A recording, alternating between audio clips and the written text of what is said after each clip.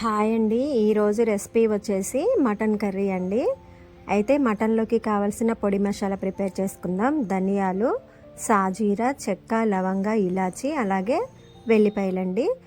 Pan పెట్టి అవి బాగా వేడి చేసుకుందాం.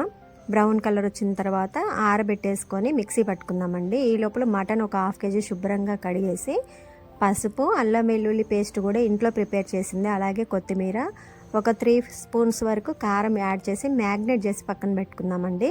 అలాగే ధనియాలు కూడా చల్లారబెట్టుకొని మిక్సీ ఆడిద్దాము.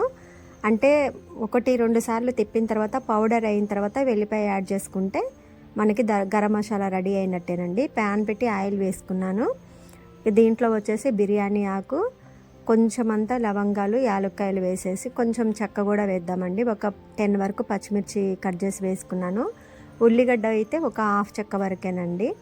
కొంచెం ఇంట్లో కోల్డ్ ఉంది, అందుకనే పచ్చిమిర్చి కొంచెం వేసాను.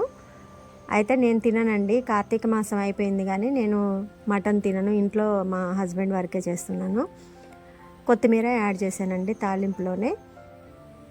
ఇది బ్రౌన్ కలర్ వచ్చిన తర్వాత మనం మ్యాగ్నేట్ చేసి పక్కన పెట్టుకున్న మటన్ యాడ్ చేసుకొని ఒక 10 మినిట్స్ వరకు సిమ్లో పెట్టేసి మూత పెట్టి కుక్ చేసుకుందామండి. ఈ లోపల గరం మసాలా కూడా ప్రిపేర్ చేసుకుందాం. బాగా మెత్తగా మిక్సీ పట్టాలండి. ఇక టమాటాలు వచ్చేసి ఒక 2 వేస్తున్నానండి. కర్రీ కొంచెమే ఉంది కాబట్టి టమాటా కూడా కొంచెమే వేస్తున్నాను. గరం మసాలా మిక్సీ పట్టేసాం కదండి, ఇప్పుడు టమాటా యాడ్ చేసుకుందాం. టమాటా వేసిన తర్వాత కూడా ఒక 5 నిమిషాలు మనం సాల్ట్ వేయకుండానే కుక్ చేసుకుందామండి. సాల్ట్ వేస్తే మటన్ ఉడకదట.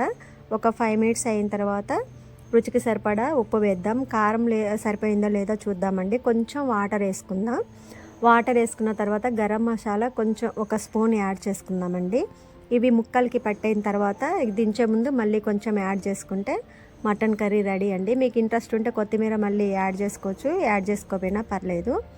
కొంచెం సూప్ ఉంచుతున్నానండి, కోల్డ్ ఉంది అందువల్ల.